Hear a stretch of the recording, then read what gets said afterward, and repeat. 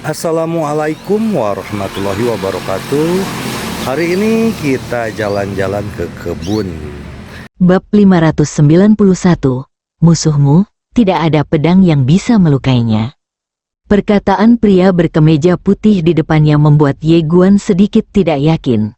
Setidaknya dia merasa pedang King Xuan pasti bisa melukai pria di depannya. Bagaimanapun, pedang King Xuan adalah pedang paling tajam di dunia. Oleh karena itu, dia memilih untuk meminjam pedang tersebut. Meskipun meminjam pedang merupakan hal yang sering terjadi, bukankah wajar jika seorang anak laki-laki meminjam pedang ayahnya? Namun, tidak ada pergerakan. Melihat pemandangan ini, wajah Ye Guan tiba-tiba menjadi gelap, dan dia berkata dalam hatinya, King Xuan. King Xuan, ia benar-benar tidak berani bergerak. Kalau biasanya kamu meminjam pedang untuk melawan orang luar pasti tidak ada masalah. Tapi sekarang, jika kamu meminjam pedang untuk membunuh ayahmu sendiri, hal itu sama sekali tidak bisa diterima. Melihat masih tidak ada gerakan, wajah Ye Guan tiba-tiba menjadi gelap. Jika dia tidak bisa meminjam pedangnya, dia akan malu. Ye Guan buru-buru berkata, Tuan Ta, tolong bantu saya meminjamnya. Xiao Ta berkata pelan, terima kasih telah menghormatiku. Reputasiku di klan yang sebenarnya tidak terlalu bagus. Kamu Guan. Saat itu, pria berkemeja putih tiba-tiba bertanya, anak muda, di mana pedangmu? Kamu Guan. Tampaknya melihat rasa malu Ye Guan, pria berkemeja putih itu tersenyum tipis dan mengganti topik pembicaraan. Bisakah kamu menyerang lagi? Gunakan saja pedang pertamamu. Ye Guan tidak mengerti apa yang dia maksud, tapi mengangguk, oke. Setelah mengatakan itu, dia menikam dengan pedangnya. Pedang ini tidak menggunakan skill pedang apapun, juga tidak menggunakan kekuatan darah apapun. Pedang paling murni. Melihat pedang itu datang, pria berkemeja putih itu tampak tenang. Ketika pedang itu berada setengah inci darinya, sebuah niat pedang yang tak terlihat menghalangi pedang itu. Kamu memandang pria berkemeja putih itu. Dia tahu bahwa pria di depannya ingin memberinya nasihat. Jadi dia dengan hormat berkata, Senior, tolong beri saya nasihat. Pria berkemeja putih tersenyum tipis dan berkata dengan hangat, meskipun kekuatan pedangmu tidak sebaik keterampilan pedang tadi, pedang ini sangat murni dan merupakan pedang yang harus dimiliki oleh seorang kultivator pedang. Namun, pedang ini kekurangan dua hal. Yang pertama adalah niatmu. Meskipun kamu memiliki niat pedang, niatmu tidak cukup kuat. Niat pedang, Ye Guan tetap diam. Apa maksud pedangnya? Itu adalah niat pedang yang tak terkalahkan. Namun, dari awal hingga sekarang, inten pedang tak terkalahkan tidak memiliki ciri khusus dan menjadi semakin tidak berguna, sehingga dia tidak pernah menggunakan maksud pedang ini di masa mendatang. Ye Guan menghela nafas dengan suara rendah dan tersenyum pahit. Senior, sejujurnya, saya masih muda dan belum pernah melihat dunia. Oleh karena itu, saya sangat ambisius dan berpikir bahwa saya akan mampu melampaui orang tua saya di masa depan. Oleh karena itu, saya memiliki keyakinan yang tak terkalahkan ini. Tetapi ketika saya tumbuh dan melihat lebih banyak dunia, saya merasa semakin tidak berdaya. Karena musuh yang sangat kuat bagi saya seperti semut di depan orang tua saya. Tuhan di hatiku, dari awal hingga saat ini, Ye Guan telah bekerja keras untuk menjaga mentalitasnya dan tidak membiarkan Tuhan bertumbuh di dalam hatinya. Namun, semakin jauh dia melangkah ke belakang, semakin dia menyadari bahwa orang tuanya begitu berkuasa sehingga dia merasa sedikit putus asa. Dia tahu bahwa dia harus berpegang teguh pada hatinya dan teguh pada keyakinannya. Namun seringkali, hal ini lebih mudah untuk diketahui daripada dilakukan. Oleh karena itu, niat pedangnya yang tak terkalahkan tidak pernah meningkat sejak kelahirannya. Dalam banyak kasus, dia bahkan belum menggunakan niat pedangnya. Mendengar perkataan Ye Guan, pria berkemeja putih itu mengangguk sedikit. Begitu. Kalau begitu izinkan saya bertanya kepada Anda. Pada saat ini, apakah Anda masih memiliki pemikiran yang sama di hati Anda seperti sebelumnya, untuk melampaui ayah Anda dan menjadi tak terkalahkan dalam akhir? Ye Guan mengangguk, ya, Laki-laki berkemeja putih itu tersenyum dan berkata, "Bukannya kamu tidak memiliki keyakinan yang kuat? Itu karena masalah ini terlalu sulit bagimu. Oleh karena itu, meskipun kamu memiliki keyakinan yang kuat, kamu hanya dapat menyembunyikannya di dalam hatimu dan bekerja keras secara diam-diam. Lagi pula, jika kamu terus membicarakan hal-hal yang belum kamu lakukan, itu hanya akan membuat orang lain tertawa." Setelah mengatakan ini, dia berhenti sejenak dan berkata, "Kamu lebih baik dari yang saya kira." Kamu memandang pria di depannya dan tidak berkata apa-apa, tetapi hatinya tersentuh olehnya. Pria berkemeja putih itu melanjutkan, "Saya punya saran, Anda bisa mendengarkannya. Jika berhasil, cobalah. Jika Anda merasa tidak pantas, tertawakan saja. Bagaimana menurut Anda?" Ye Guan berkata dengan hormat, "Senior, tolong beri saya nasihat." Pria berkemeja putih tersenyum dan berkata, "Tidak ada sesuatu pun di dunia ini yang dapat dicapai dalam semalam. Karena sulit untuk menjadi tak terkalahkan seperti generasi yang lebih tua, mengapa kita tidak menetapkan tujuan yang lebih kecil terlebih dahulu, seperti menjadi tak terkalahkan di tingkat yang sama. Tak terkalahkan di level yang sama." Mendengar perkataan pria berkemeja putih, Ye Guan tiba-tiba terdiam. Melihat diamnya Ye Guan, pria berkemeja putih itu bertanya, "Kenapa, menurutmu itu terlalu mudah?" Ye Guan menggelengkan kepalanya, "Sebelum aku bertemu denganmu, kupikir itu cukup mudah." Pria berkemeja putih itu tertawa, "Jadi, meskipun kamu tidak terkalahkan di level yang sama, itu tetap sulit, bukan?" Ye Guan mengangguk. Pria berkemeja putih tersenyum tipis dan berkata dengan hangat, "Tetapi menjadi tak terkalahkan di level yang sama lebih mudah daripada mencoba melampaui generasi ayahmu, bukan?" Ye Guan tersenyum dan berkata, "Tentu saja."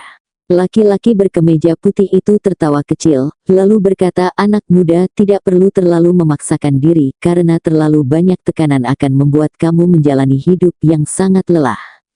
Saya yakin orang tuamu tidak akan mau sampai jumpa hidup-hidup. Sangat lelah."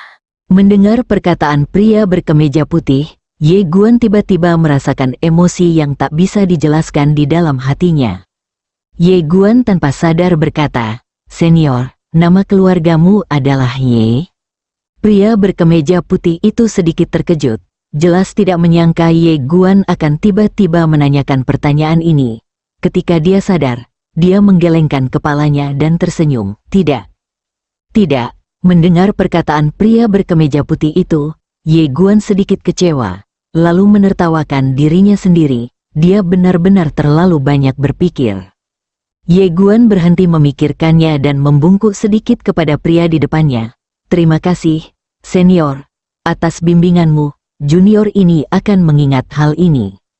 Dia yakin dengan orang di depannya. Kalah bukanlah sesuatu yang buruk, namun yang lebih buruk adalah Anda tidak mampu untuk kalah. Selain itu, intuisinya mengatakan kepadanya bahwa kultivator pedang di depannya belum benar-benar mengerahkan kekuatan penuhnya. Dia bukan tandingannya sama sekali. Tentu saja ini juga merupakan hal yang baik, karena saya memperoleh banyak hal hari ini. Seperti yang dikatakan pria di depan saya, karena sulit untuk menjadi tak terkalahkan bagi generasi yang lebih tua, mengapa tidak melakukannya selangkah demi selangkah? Misalnya, mari kita mulai dengan yang tak terkalahkan di level yang sama. Tak terkalahkan di level yang sama. Setelah membaca ini, Ye Guan tiba-tiba menarik napas dalam-dalam, dan seluruh tubuhnya terasa sangat rileks, seolah-olah batu yang tersumbat di hatinya telah jatuh. Pada saat ini, seolah-olah dia merasakan perubahan dalam pikiran Ye Guan. Niat pedang tak terkalahkan yang telah lama terdiam tiba-tiba muncul dari tubuh Ye Guan. Niat pedang yang tak terkalahkan ini berputar di sekitar Ye Guan, dan auranya berangsur-angsur berubah. Dapatkan kesempatan hidup yang baru. Pedang itu berbeda-beda tergantung orangnya, begitu pula niat pedangnya. Saat Ye Guan keluar dari kesulitan, niat pedangnya juga keluar dari kesulitan dan mendapatkan kembali kehidupan baru. Melihat pemandangan ini, senyuman tiba-tiba muncul di wajah pria berkemeja putih, dan matanya dipenuhi kekaguman. pemuda di depannya ini memiliki pemahaman dan karakter yang lebih baik dari yang dia bayangkan. Saya tidak tahu anak siapa yang begitu luar biasa. Ye Guan merasakan niat pedang yang tak terkalahkan di sekelilingnya, dan senyuman muncul di wajahnya. Saat ini, pria berkemeja putih tiba-tiba berkata, "Coba gunakan pedangmu lagi." Mendengar ini, Ye Guan langsung tersenyum dan berkata, "Oke." Setelah mengatakan itu, dia menikam dengan pedangnya. Masih tidak menggunakan skill pedang atau kekuatan garis keturunan apapun, pedang paling murni. Pedang itu menusuk di depan pria berkemeja putih. Pria berkemeja putih itu mengulurkan dua jarinya lagi, lalu menjepitnya dengan ringan. Penjepit ini langsung menjepit pedang Ye Guan. Saat menjepit pedang, pria berkemeja putih itu ragu-ragu, lalu mundur 2 langkah. Pensiun, meski hanya ada 2 langkah, semua orang di sekitarnya memahami bahwa ilmu pedang Ye Guan lebih kuat dari sebelumnya. Ye Guan melirik pria berkemeja putih yang mundur 2 langkah dan tidak berkata apa-apa. Pria berkemeja putih tersenyum dan berkata, "Setelah niatmu menjadi kenyataan, niat itu menjadi jauh lebih kuat dari sebelumnya." Ye Guan mengangguk. Ya, dia tidak menolak kebaikan pihak lain, meskipun dia tidak tahu mengapa pihak lain melakukan ini. Pria berkemeja putih tiba-tiba mendongak dan berkata, "Saya pergi." Ye Guan bertanya, "Apa yang kamu sebut senior?" Pria berkemeja putih tersenyum dan hendak berbicara, tetapi pada saat ini, perubahan tiba-tiba terjadi, dan langit tiba-tiba terbelah, dan kemudian, aura menakutkan menyapu dirinya. Seluruh seminari tercengang, dan kemudian mereka semua memandang ke langit penuh kebingungan. Dalam kehampaan, kedua uskup itu juga mengerutkan kening. "Tamu tak diundang, tahukah Anda? Tanpa izin seminari, orang luar tidak diperbolehkan masuk paksa ke seminari." Di bawah tatapan semua orang, seorang lelaki tua perlahan-lahan berjalan keluar dari celah ruang dan waktu di langit. Lelaki tua itu mengenakan jubah yang indah, matanya dingin, dan ekspresinya tampak dikhianati. Di belakangnya, ada seorang pria muda berjubah hitam. Begitu pemuda itu keluar, matanya langsung tertuju pada Ye Guan di bawah, tanpa ada niat membunuh yang tersembunyi di matanya. Melihat pemuda berjubah hitam, Ye Guan mengerutkan kening dalam-dalam, karena pemuda berjubah hitam ini adalah pemuda berjubah hitam yang dia bunuh sebelumnya. Ye Guan sedikit bingung. Pada saat ini, mata lelaki tua berjubah warna-warni juga tertuju pada Ye Guan di bawah. Dengan kekuatan keluarga Wang, tidak akan sulit menemukan Ye Guan. Ketika dia mengetahui bahwa Ye Guan adalah seorang siswa seminari, pikiran pertama lelaki tua itu bukanlah keterkejutan, tetapi niat membunuh. Harus dibunuh, jika dia hanyalah karakter kecil biasa, biarkan dia pergi, dan dia tidak akan menimbulkan ancaman apapun bagi keluarga Wang di masa depan. Namun, ini adalah siswa dari seminari, seberapa mengerikankah bakat siswa ini? Jika dibiarkan tumbuh, dapat mengancam keluarga Wang di masa depan. Jika kebencian terbentuk, maka satu-satunya cara adalah menghilangkan akar permasalahan dan menyelesaikan sebab dan akibat sepenuhnya. Banyak sekali yang terjadi seperti memotong rumput tanpa menghilangkan akarnya, dan pada akhirnya ditumbangkan oleh orang lain. Di depan Ye Guan, pria berkemeja putih yang hendak pergi melirik pria tua berjubah cantik itu dan mengerutkan kening. Dia menatap Ye Guan dan berkata, "Musuhmu." Ye Guan mengangguk. Melihat postur ini, seharusnya begitu, senior, apakah kamu tidak akan pergi? Pria berkemeja putih tersenyum dan berkata, "Tidak perlu terburu-buru." Bab 592, Kembang api mekar penuh, jangan terburu-buru. Ye Guan sedikit bingung. Pada saat ini, uskup kiri dan kanan tiba-tiba muncul di depan lelaki tua keluarga Wang di Tianji. Uskup Zuo mengerutkan kening, sedikit tidak senang. "Wang Lan, apa yang kamu lakukan?" Mereka secara alami mengenal Wang Lan dari keluarga Wang, karena Wang Lan juga pernah bergabung dengan seminari sebelumnya, tetapi dia hanya seorang siswa di akademi dalam. Wang Lan memandang sekilas ke arah para uskup di kiri dan kanan, dan berusaha menjaga nada suaranya tetap tenang. Dua uskup, kali ini saya masuk ke seminari, bukan untuk seminari, tetapi karena saya tidak ingin musuh saya dari keluarga Wang untuk mencari kesempatan untuk melarikan diri. Oleh karena itu, pelanggarannya adalah, mohon maafkan saya. Uskup Zuo tiba-tiba bingung, musuh keluarga Wang? Wang Lan menunjuk dengan marah ke arah Ye Guan di bawah, itu orangnya. Setelah mendengar kata-kata Wang Lan, wajah uskup kiri dan kanan tiba-tiba menjadi gelap. Hai Guan, Uskup Zuo berkata dengan suara yang dalam, Wang Lan, bagaimana Anda mengatakan ini? Wang Lan menatap dingin ke arah Ye Guan di bawah, lalu berkata, sebelumnya, orang ini membunuh cucuku Wang Yun tanpa alasan, lalu melarikan diri. Metodenya sangat kejam sehingga manusia dan dewa marah. Jika bukan karena fakta bahwa keluarga Wang saya punya sarana, dia bisa dengan paksa setelah membangkitkan cucu saya. Saya khawatir dia benar-benar mati secara tidak adil. Setelah mendengar kata-kata Wang Lan, para uskup di kedua sisi mengerutkan kening. Pada saat ini, uskup kanan memandang Ye Guan dan berkata, katakan padaku. Tentu saja, dia tidak akan hanya mendengarkan Wang Lan. Orang-orang hanya mementingkan diri sendiri dan hanya akan mengatakan hal-hal yang baik untuk diri mereka sendiri. Ye melirik ke arah cucu Wang Lan, dan akhirnya matanya tertuju pada pemuda berjubah hitam Wang Yun, dan berkata sambil tersenyum, mengapa aku harus membunuhmu? Apa kamu tidak tahu? Wajah Wang Yun terlihat sedikit jelek, jadi tentu saja dia tidak bisa mengatakannya. Kejadian ini awalnya disebabkan oleh dia ingin pamer, tapi dia meremehkan kekuatan Ye Guan di depannya. Lancang, Wang Lan tiba-tiba berteriak dengan marah, dan aura menakutkan mengalir langsung ke arah Ye Guan. Lakukan saja, mata Ye Guan berangsur-angsur menjadi dingin. Pria berkemeja putih di sebelahnya mengerutkan kening. Diam-diam, wanita dengan rok polos itu sudah membayangkan pemandangan kembang api yang bermekaran di benaknya. Berhenti, pada saat ini, uskup kanan tiba-tiba melambaikan lengan bajunya, dan kekuatan yang kuat langsung menghancurkan nafas Wang Lan. Wang Lan tiba-tiba menoleh untuk melihat uskup yang tepat, wajahnya sedikit jelek. Uskup kanan menatap Wang Lan dengan dingin, Wang Lan, ini seminari, bukan keluarga Wangmu. Uskup Zuo memandang Wang Lan dengan tatapan agak tidak ramah. Bukan karena dia secara langsung memilih untuk berpihak pada Ye Guan, tapi dia merasa Wang Lan benar-benar bertindak terlalu jauh. Ini adalah seminari. Jika Wang Lan benar-benar membiarkan Ye Guan mengambil tindakan dan mereka mengabaikannya, bukankah itu akan menjadi masalah besar kesepakatan jika tersiar kabar? Apakah seminari takut pada keluarga Wang?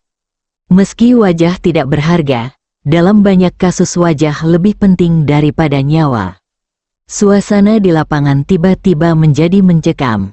Wang Lan menarik napas dalam-dalam, lalu berkata, benar uskup, saya kehilangan ketenangan saya. Pada akhirnya, dia memilih mengalah. Lagi pula, kali ini targetnya adalah Ye Guan, bukan seminari. Jika dia memusuhi seminari, itu akan lebih berharga dari keuntungannya. Uskup kanan memandang Wang Lan dengan dingin, lalu memandang Ye Guan, katakan. Ye Guan tersenyum, lalu menceritakan keseluruhan ceritanya. Dia tidak menambahkan bahan bakar apapun ke dalam api.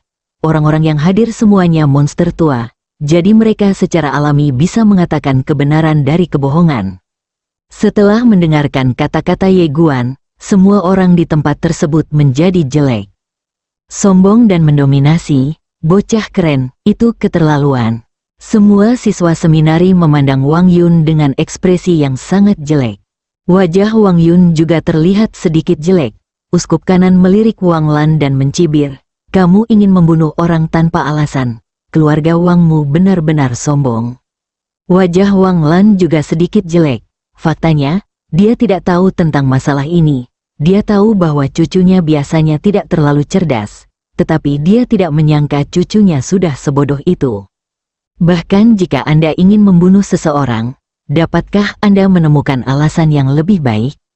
Tetapi saat ini, dia secara alami ingin berdiri bersama cucunya.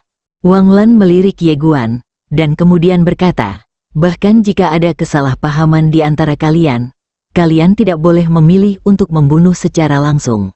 Saya pikir kalian jelas tidak menganggap serius keluarga Wangku. Ye Guan mengerutkan kening. Apakah ini hanya kesalahpahaman? Cucumu ingin membunuhku. Apakah ini hanya kesalahpahaman bagimu? Para uskup di kiri dan kanan juga mengerutkan kening. Kapan lelaki tua ini berkulit begitu tebal? Wang Lan mengabaikan Ye Guan dan melihat ke arah para uskup di samping. Dua uskup, apa pendapatmu tentang masalah ini? Dari awal sampai akhir, menurutnya apakah sikap Ye Guan itu penting? Tidak penting, yang terpenting adalah seminari. Selama seminari itu diurus, Ye Guan tidak lebih dari semut yang lebih besar bagi keluarga Wang. Sebagai keturunan dewa, keluarga Wang memiliki kepercayaan diri ini. Melihat Wang Lan tidak mau menyerah, para uskup di kiri dan kanan mengerutkan kening. Uskup di sebelah kanan berkata terus terang, Wang Lan, ini terjadi karena cucumu. Apa hubungannya dengan Ye Guan? Benarkah hanya cucumu yang boleh membunuhnya, bukan dia? Cucumu? Bagaimana bisa ada hal seperti itu di dunia?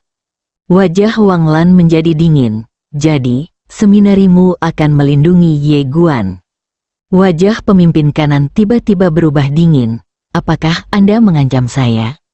Melihat pertengkaran antara kedua belah pihak menjadi semakin tegang, Uskup Zuo buru-buru berkata, Wang Lan, menurut pendapat saya, mari kita lupakan masalah ini. Lagi pula, cucu Anda belum mati, jadi tidak ada kerugian. Bisakah kita langsung saja melepaskannya?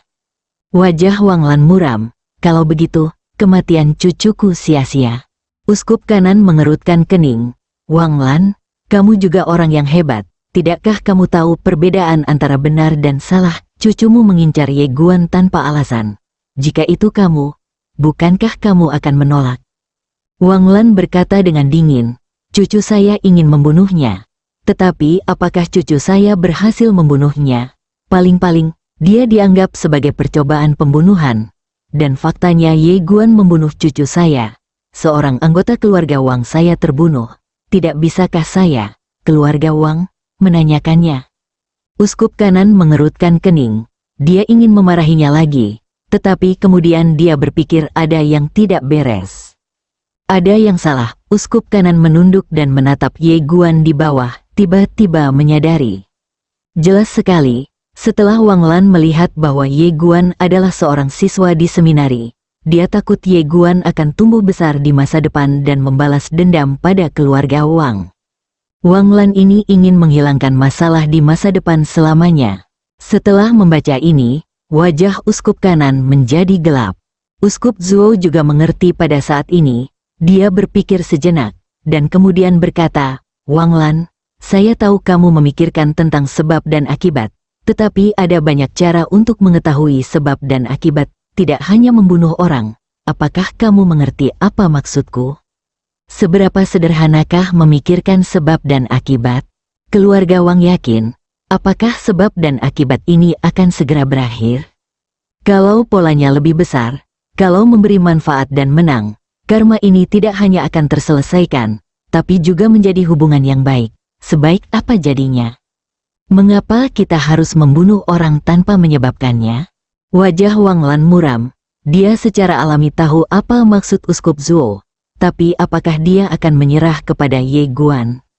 Apakah Ye Guan layak untuknya? Keluarga Wang adalah keturunan dewa dan menyerah kepada manusia. Dia tidak mampu kehilangan muka ini, dan keluarga Wang tidak mampu kehilangannya. Wang Lan melirik ke arah uskup di kiri dan kanan, lalu berkata, dia ada di seminari. Keluarga Wang kami akan memberikan wajah seminari dan tidak akan mengambil tindakan di dalam seminari. Namun, jika dia meninggalkan seminari, Wang kami keluarga akan menghukumnya. Setelah mengatakan itu, dia berbalik dan pergi bersama Wang Yun. Tapi saat ini, Ye Guan di bawah tiba-tiba berkata, tunggu sebentar. Wang Lan berbalik dan menatap Ye Guan. Sudah terlambat untuk memohon belas kasihan sekarang. Ye Guan tiba-tiba gemetar dan langsung keluar dari seminari. Dia memandang Wang Lan dari kejauhan dan berkata, saya akan meninggalkan seminari. Bersambung.